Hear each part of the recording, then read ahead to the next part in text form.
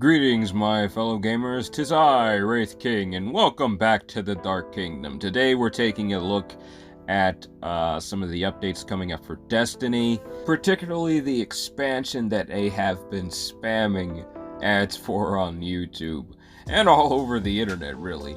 It is a lot of hype, and I too am very excited for the expansion. I will be reviewing it when it's released. We will also be talking about some of the newer weapons that are going to be released. A couple of the exotics I am very excited for, including a bunch of newer exotics and some old ones that might be coming back that I'm pretty excited for.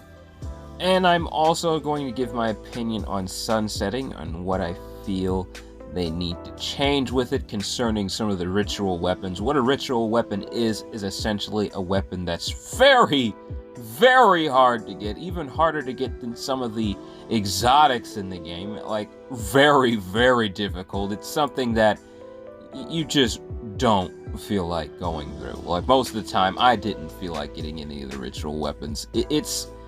That's definitely something we'll have to talk about in the video. And we're also going to go over my opinion on the raids right now, because they have added a few new things concerning the raid loot, but they have not really changed anything with the Taraba, and that's probably the biggest complaint they have been getting from the community, is the Taraba. 10% drop chance, and it's probably one of the harder raids. I mean, it's fun, don't get me wrong, once you get to know the mechanics and the rules. It's a pretty fun raid, as I have said before, but it can be very difficult for newer players, and to know they haven't really changed anything with it. Hey, maybe I'm wrong, but from what I read in the update notes, they only changed the drop rates for the Anarchy and the 1000 voices. But aside from all of that, there are a whole bunch of really cool things I want to tell you guys about this game.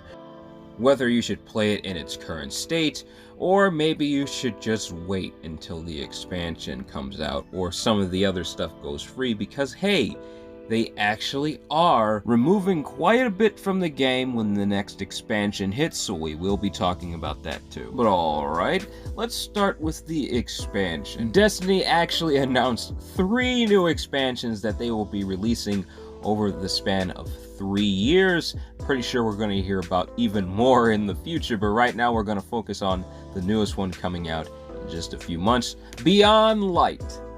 By now, you've probably seen the ads for it on YouTube. It's everywhere.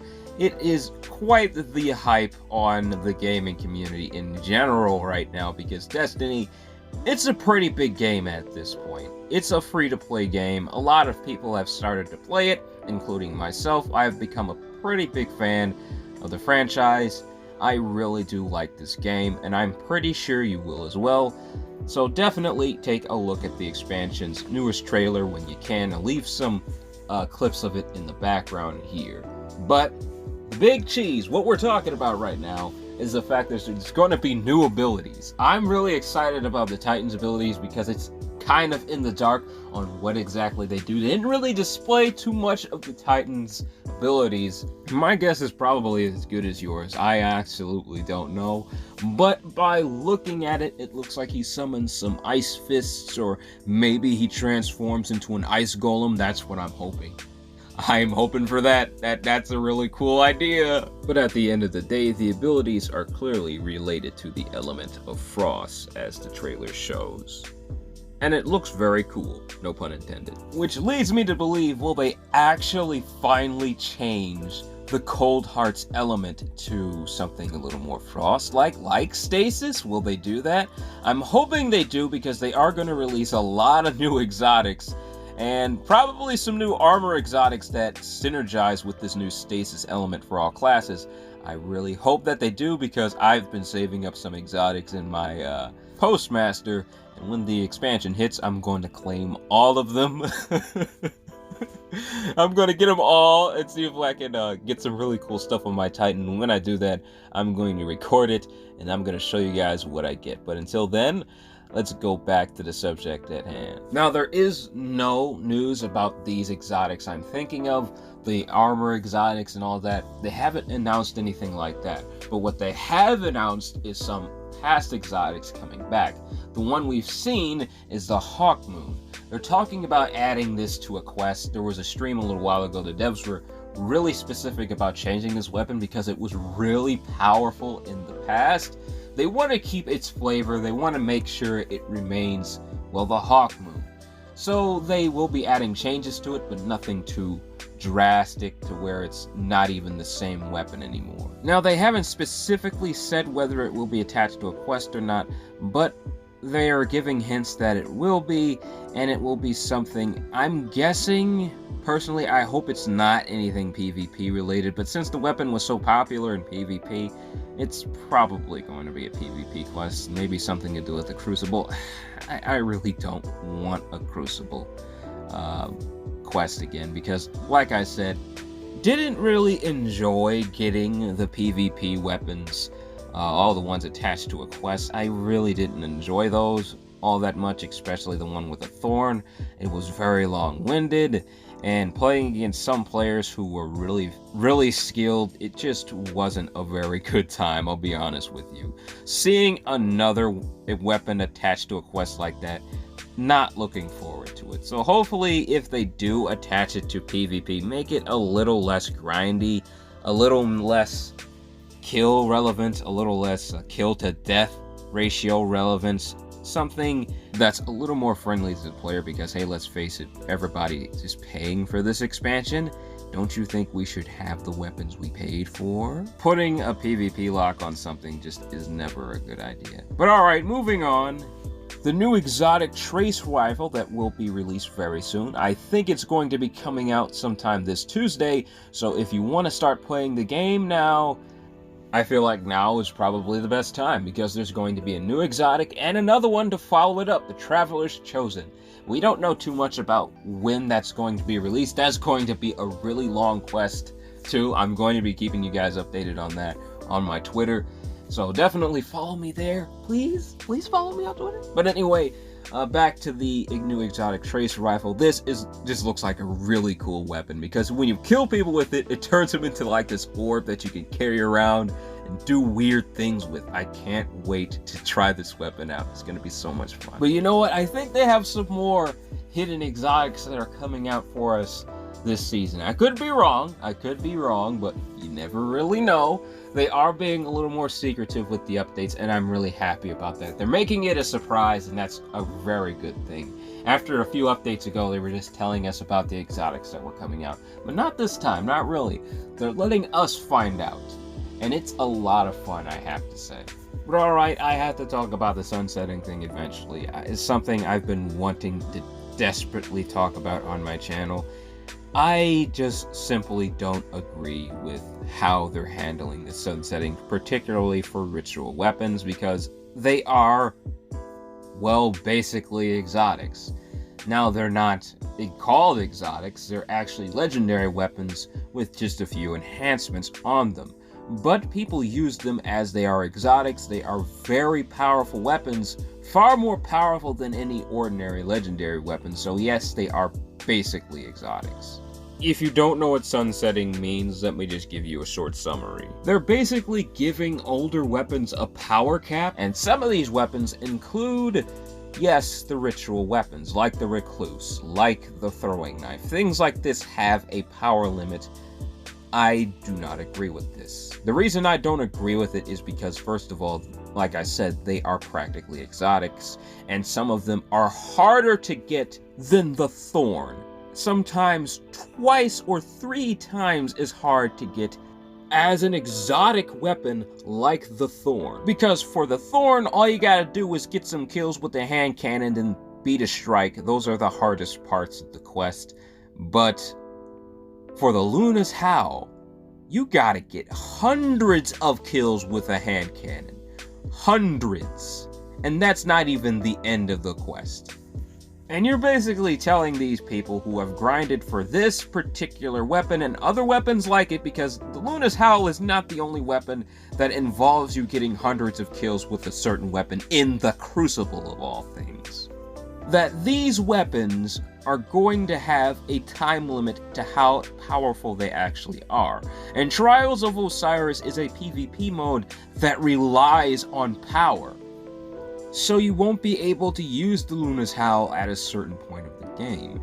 And that, I think, is a little bit of a problem, because again, these weapons weren't easy to get, they're very hard to obtain, harder to get than some exotics, like I said, so not a good idea to just treat these as the regular legendary weapons. Now, sunsetting regular weapons, I feel like, is something that's just needs to happen eventually, because there are so many weapons that they release in the game, so many legendary weapons that are released every season, every expansion. There's a ton of these legendary weapons just being dumped into the game, so I don't mind sunsetting some of those weapons. But as for the ritual weapons, I feel like they should treat those as they would exotics and just don't give them a power limit.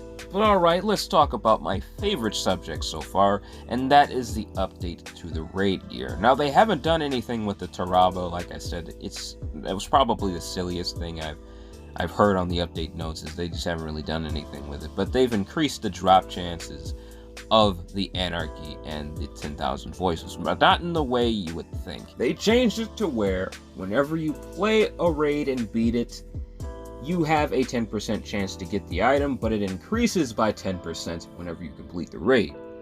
So let's say you beat the raid 4 times, you don't get it. The next time around, it'll be 50%. 50% drop chance, my fellow gamers. That's actually really cool. So every time you play the raid, you will have a 50% chance to get the item. So no more 10 plus raid completions. You'll probably get it in 4 or 5. They did so with the Anarchy and the 10,000 Voices, but for some reason they just did not do this with the Taraba. Now, I'm guessing that they have something planned for this exotic in the future. That's what I'm hoping anyway, because the Taraba is just not the best exotic to have a 10% drop chance. Let's just face it, it's just not that good of a weapon. That being said, I would have loved to see some type of change regardless, maybe just increasing the drop chance, but I do personally think that they have something planned for that exotic particularly. That's why they didn't change anything with that one specifically. That's what I personally believe. There's just no way that they would ignore the exotic that people have been complaining about more so than the Anarchy and 10,000 Voices. But I guess only time will tell there. But alright, let's talk about what they're taking away from the game. They're actually removing some planets from the game, so there are some destinations that you won't be able to visit when this expansion hits. Now, they said it's because they want to decrease the size of the game. Now, they're not completely removing this, but I'll be going over that in a minute. They want to decrease the size of the game so they can add more to it. Now, as for these destinations, they're not completely removing them. What they're doing is they're putting them in something they call a vault. They're probably going to do something with these planets in the future, but right now, they're going to keep them in this vault until they can do something else with them in the future. But right now, they want to decrease the size of the game so they can add more stuff to it and add more destinations and just have a little more freedom to do the bigger things that they have planned. So it's definitely not bad news that they're taking away some planets, because it just means that they're going to add more things to replace them. But alright, we're approaching the end of the video. Should you play this game right now? Is it something that you should pick up? I say yes. After my last review on the game, you guys probably remember my notorious review. Probably not, it didn't get that many views, but definitely check it out. A lot of my opinions definitely still stand for the game, especially for newer players. I feel like they should be a little bit more friendly to newer players because, hey, they're just coming by. There's a few things you might want to just go easy on them with, and the raids is probably one of them, definitely.